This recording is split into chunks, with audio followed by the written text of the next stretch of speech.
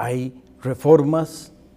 importantes que están pendientes en nuestro sistema de salud, y para examinar ese tema hemos invitado a don Rodolfo Pisa, un abogado importante, un funcionario internacional importante, un pensador significativo, alguien que entre sus amplias ámbitos de reflexión, el tema de la reforma del Estado es uno de los que le acompaña, y por supuesto en el Sistema Nacional de Salud, haber sido presidente ejecutivo de la Caja Costarricense de Seguro Social por 4 años, y había sido antes experto en Mideplan en la concepción de lo que fue la reforma de la Caja, con lo cual me parece a mí que, y este es un vaticinio, que dentro de 20 años, cuando se piense en las reformas importantes en nuestro sistema de salud, se pensará en el periodo inicial, se pensará en el periodo de integración del sistema de los años 70, y creo que se va a pensar en el periodo suyo en la presidencia. Pero ojalá que haya otro periodo importante, y sobre ese es un poco, don Rodolfo, del que queríamos un poco escucharle. Bueno, muchas gracias. Y bueno, más que otro periodo es completar el periodo, porque se hizo un avance muy importante efectivamente en el área de la salud, que tal vez no dimensionamos todavía, salvo cuando uno visita una comunidad pequeña donde no había ningún servicio y ahora hay un EVAIS, y el impacto que eso tiene sobre la salud de esa comunidad o la cercanía con esa comunidad, o en otras dimensiones del servicio de salud, la unificación del ministerio y de la Caja para prestación integral de servicios de salud, que es un proceso muy difícil y muy complejo. Por supuesto también la reforma de las pensiones, que tuvo en ese mismo periodo un cambio hacia un sistema mixto, manteniendo el sistema solidario de invalidez, vejez y muerte, y el sistema complementario, sin renunciar al primero, sino agregándole un segundo de tipo de capitalización individual. Pero yo creo que ahí, no sé si llamarlo un nuevo periodo o completar el periodo, creo que ahí hay algunas cosas que son fundamentales para garantizar el proceso y para darle servicios a la población mejores. Uno, creo que lo hemos conversado en alguna otra ocasión, el tema de los medicamentos, el tema de completar el proceso de VAIS, de la atención primaria, que todavía tiene aspectos, se avanzó mucho, muy rápido, pero todavía tiene aspectos que podrían ser mucho más incisivos y favorables a la población. Y por supuesto, desde mi punto de vista, completar realmente el proceso de desconcentración, tomando en cuenta los compromisos de gestión, la asignación por logros y por metas, o por grupos relacionados de diagnóstico, etcétera. La parte presupuestaria, por lo menos a nivel de segundo y tercer nivel, donde ha habido más difícil, son las reformas, como en todas partes del mundo. Se avanzó mucho en lo que fue atención primaria, y yo sin duda creo que eso tuvo un efecto principal en el proceso de volver a recuperar el crecimiento en la esperanza de vida y bajar la mortalidad infantil. Sin ese elemento de atención primaria, sin ese esfuerzo especial de los 90, como lo fue en los 70 también con la universalización, sin ese esfuerzo otra vez especial de finales de los 90, principios de los 2000, probablemente no hubiéramos tenido esa recuperación del avance, porque ese avance se da especialmente cuando varios demógrafos, Rosero y otros, anunciaban que se había estancado la esperanza de vida y se había estancado la caída de la mortalidad infantil, y en efecto, si uno ve el dato del 90 al 97, habíamos pasado de 15 a 14 por 1000 la mortalidad infantil. Había habido un acierto, no un retroceso, pero un cierto estancamiento en esos indicadores. De pronto volvieron otra vez a aumentar, y creo que fundamentalmente se debe, más allá de las personas, El concepto, yo creo que de varias administraciones, independientemente de los partidos, de apostarle a una reforma del sector salud y apostarle al tema de la atención primaria y los EVAIS. Me parece ahí, voy a meter la cuchara con una opinión muy personal, pero me parece que se pudo crear política de Estado alrededor del Sistema Nacional de Salud. A mí me da la impresión de que el periodo del doctor Salas y el periodo suyo tenían muchas ideas en común y hay una continuación que en otros ámbitos del quehacer estatal me parece que se cumplieron menos, hubo bastante continuidad y para aquellas y aquellos televidentes que no lo saben, el doctor Salas y el doctor Pisa pertenecen a partidos políticos diferentes. Sí, había una coincidencia ahí práctica, más allá del origen político, incluso tal vez hasta ideológico. Había una coincidencia, primero que en el proyecto de reforma del Estado, en la parte del sector salud también habíamos trabajado juntos don Álvaro y yo, cada uno en su ámbito, pero en la misma dirección. Pero además creo que ahí lo fundamental es descubrir qué es lo que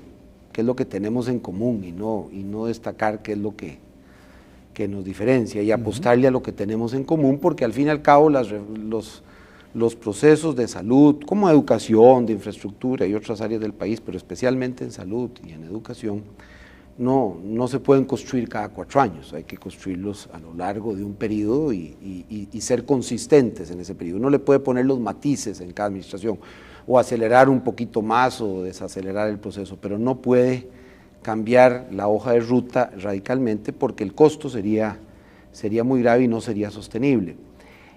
En el tema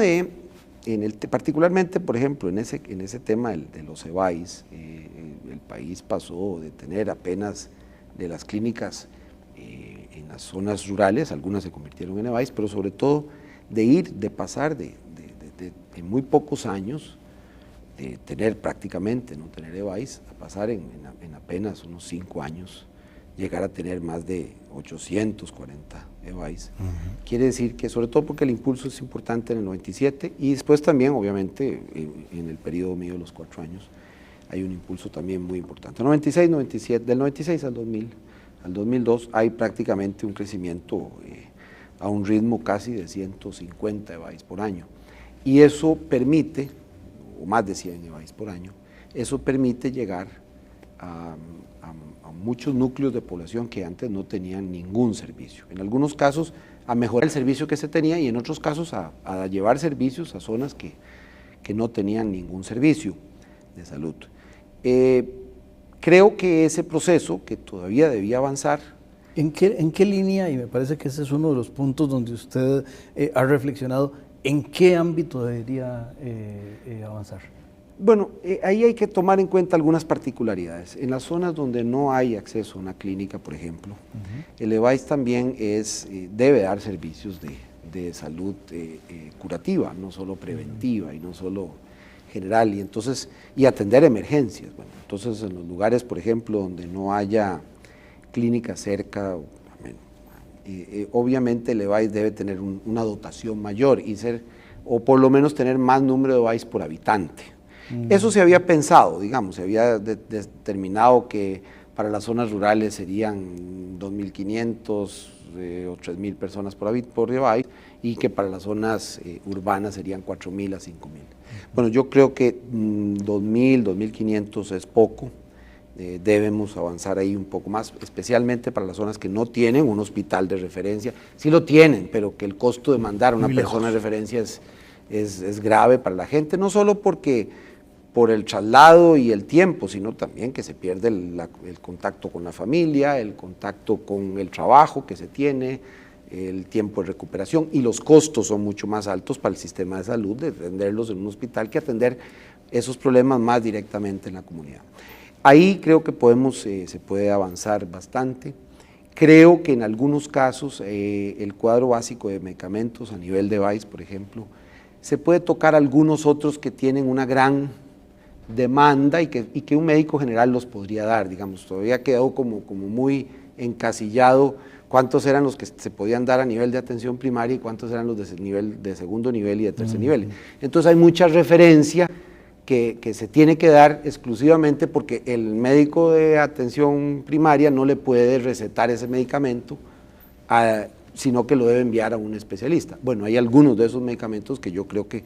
se podría ampliar la oferta de medicamentos a nivel de VAIS. Tendría, don Rodolfo, un aspecto importante que es las listas de espera es un problema a nivel del sistema y uno de los componentes de esas listas de espera es alguien que le hubieran podido a nivel, en el primer nivel, prescrito los medicamentos, pero tiene que ir al segundo nivel y ahí ponerse a esperar. Ahí tenemos todos los costos. Primero, el costo del paciente, en primer lugar, de que tiene que tener 2 citas, tiene que esperar a la segunda cita, que es mucho más compleja porque es con especialista. El costo, obviamente, para el sistema, que al menos tiene que dar 2 citas, en lugar de una, que hubiera podido resolver el problema, porque el médico de ese nivel siente que puede ser. Yo no puedo definir cuánto es esa frontera y cuántos serían los medicamentos, pero estoy seguro y estoy convencido de que, por lo que conversé con muchos médicos en muchas zonas, algunos de esos medicamentos que son recetados cotidianamente se pueden recetar a nivel de atención primaria. Y además, en algunos casos, aunque sea necesaria la referencia al especialista, el medicamento se podría dar a nivel de atención primaria. Por ejemplo, si el especialista determina que él necesita este medicamento cada cierto tiempo, pues el especialista puede determinar esa necesidad y ahí en adelante el paciente ir, pues durante el año, por ejemplo, ir al EVAIS y cada cierto tiempo volver al especialista, pero no tener que ir cada vez a donde el especialista para renovar la receta. Eso tiene un gran costo para la gente y un gran costo para el sistema. Y no creo que aumente el costo de los medicamentos, porque en esos medicamentos básicos generales no son los más caros, especialmente los que podrían dar los EVAIS, digo. Tal vez con ese tema del costo de los medicamentos, regresamos una vez que el canal le dé a las amigas y amigos unos mensajes que para ellos tiene.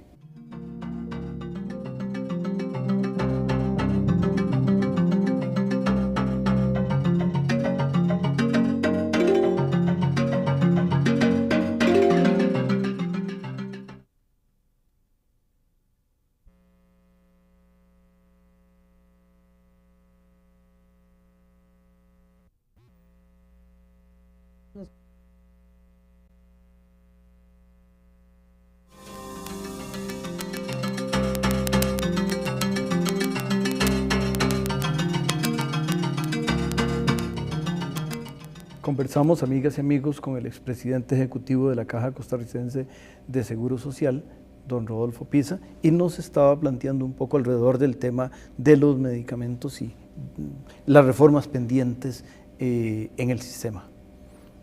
Sí, habíamos hablado de la reforma, de cómo impulsar mucho más los EVAIS, que no solo es el tema de medicamentos, sino el tema de hacer más EVAIS, de buscar dónde más resolutivo. Pero también toca el tema de medicamentos que afecta esencialmente a la población, un porcentaje cada vez mayor de asegurados está teniendo que ir a adquirir los medicamentos afuera. Bueno, ahí hay que revisar cuáles criterios se están utilizando para poderle responder a la población, ¿verdad? Si un medicamento es recetado por una cantidad muy importante de médicos y no está en el cuadro básico, pues es una llamada de atención para decir, revisemos a ver si lo incorporamos con un criterio más amplio, creo yo, de lo que uno puede tener, porque al final es verdad que puede aumentar un poco el gasto en medicamentos, no hay duda de que tendría algún efecto en ese sentido, pero probablemente tendría un impacto menor de menor gasto en otras áreas donde la gente tiene que recurrir varias veces a problemas de salud porque el medicamento no le resuelve, o peor aún, tener que mandar a gente que no tiene capacidad, mandarlo a comprar medicamentos realmente caros de difícil acceso para el asegurado en la acera del frente. De manera que ahí es un tema que debe revisarse. Por lo menos yo he pensado, digo, ¿cuáles son esos 50 medicamentos, por poner un número, que más recetan los médicos y que no están en el cuadro básico, que un conjunto muy amplio de médicos de distintas áreas recetan cotidianamente y consistentemente y que no están cubiertos por el sistema. Digo, verlo un poquito a partir de la realidad, de la operación de la realidad. Si muchos médicos en una misma dirección están recetando y están mandando a la gente a comprar medicamentos afuera que no están recetados en el sistema de la caja, es una llamada de atención de que hay algo de que el cuadro no está cubriendo adecuadamente. De todas maneras, nosotros debemos esperar hacia el futuro algún incremento mayor en el porcentaje de gasto en medicamentos con respecto al gasto total de salud, que no sería tan gravoso para el sistema, sobre todo si le podemos dar mejores servicios a la población. Obviamente manteniendo la política de genéricos y buenos genéricos, pero dentro de esa misma área ir avanzando en algunas áreas que son esenciales. Creo que un tema ahí esencial es completar la desconcentración que se paralizó. Hay una idea se volvió un poco al centralismo. Yo creo que la respuesta rápida del sistema no se puede dar en un modelo centralista. Lo digo yo como presidente ejecutivo, a mí me hubiera encantado quitarme todas esas no quitarme responsabilidades, quitarme poderes y habérselos dado más a los hospitales. Me parece que la compra de equipo, la compra, incluso en el futuro con algún sistema como ya hay, digamos, en otros modelos y en otros países, la compra de medicamentos, la compra a través de un sistema de licitación, pero de licitación y después de eso la decisión de cada hospital de estar comprando, de cada área de salud, de estar comprando. Eso lo hace más rápido,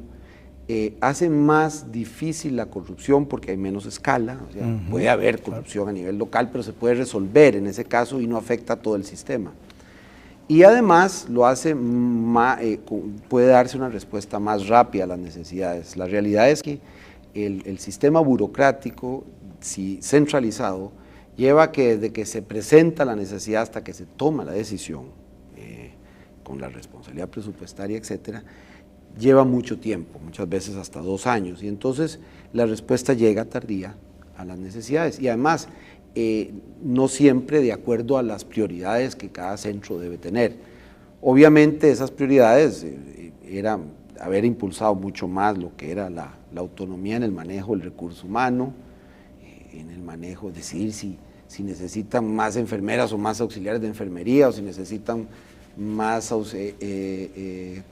psicólogos o si necesitan más trabajadores sociales. Ahí hay unas decisiones que a nivel central es un poco absurdo pretender que se tomen cuando el área de salud conoce mejor dónde están sus necesidades, siempre y cuando sean razonables. En el manejo de su presupuesto, obviamente sin saltarse los montos del presupuesto asignado, pero dentro de ellos las modificaciones presupuestarias internas y externas deberían manejarse directamente desde el hospital, directamente desde el área de salud, directamente a la Contraloría y comunicarle a la caja, mire, ya cambié aquí, ahora la prioridad es esto. Voy a decir, en lugar de estar pagando tantas horas extras, yo prefiero tener un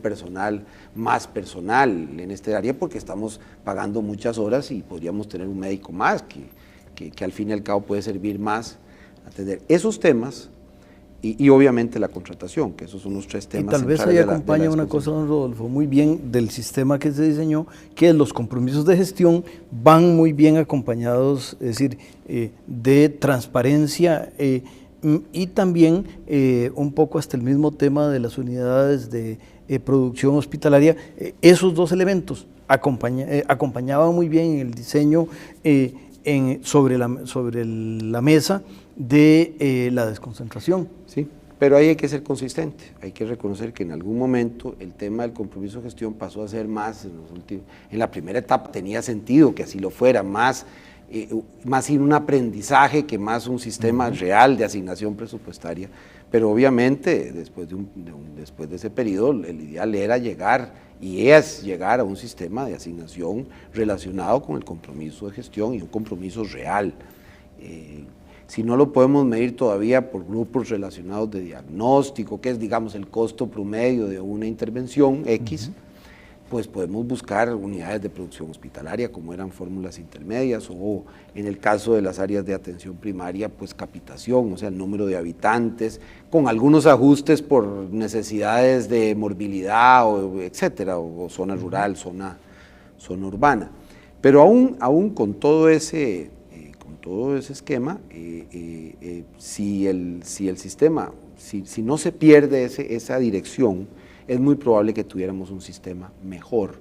y las comunidades tendrían más interés en participar en las juntas de salud y tener más poder, porque si la ley les da unas potestades, pero si de pronto sienten que lo que van a ir a decidir no es importante, es apenas una opinión, entonces se pierde el interés de participar, porque yo participo si siento que lo que yo voy a hacer ahí, ese día, va a tener algún impacto en la decisión que se va a tomar en un área de salud o en una municipalidad, no solo es aplicable a las áreas de salud. Bueno, ahí creo que hace falta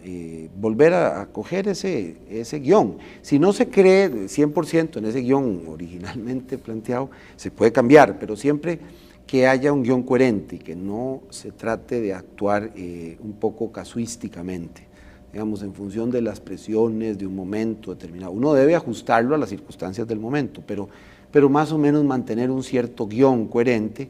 que el país pueda apostar para seguir ampliando, y yo siento que todavía queda mucho en un sentido de la gente siente que el seguro que es muy bueno, pero que no le da el servicio que la gente, el servicio mínimo. Siempre la gente esperaría mucho más de lo que es posible dar, pero un servicio más decoroso, que creo que mucha gente está siendo a veces empujada a otros mecanismos, ya, biombos o a otros mecanismos de atención zonas frente a los hospitales, no porque quieren una calidad más personalizada, que eso es derecho de todo, eso está fundado en la idea del sistema de salud, sino más bien porque de pronto servicios que deberían darse en el centro de la caja, sea una clínica o un hospital, no se están dando, tal vez con una segunda intención de que se den, de que se puedan resolver afuera y enviar a la gente a resolver el problema afuera. Yo prefiero, desde ese punto de vista, creo que prefiero en algún caso, si la caja no puede dar directamente el servicio, prefiero que la caja en algún momento tenga que comprar un servicio para darle a los asegurados el servicio. Que la alternativa que es que no lo compre ni lo dé, y entonces obligar a la gente a pagar, además de la cuota que paga el Seguro Social, tener que ir a pagar afuera, y mucha gente no tiene la capacidad económica para entrar a ese tipo de inversiones que son muy significativas en el área de la salud. Nosotros todavía tenemos una buena época para mantener las reformas, no nos queda mucho tiempo. Demográficamente, digamos, tenemos un buen bono demográfico, digamos, todavía. Pero se está acabando. Pero no creo que más allá del 2015 lo podamos sostener. La incorporación de la mujer al trabajo, pues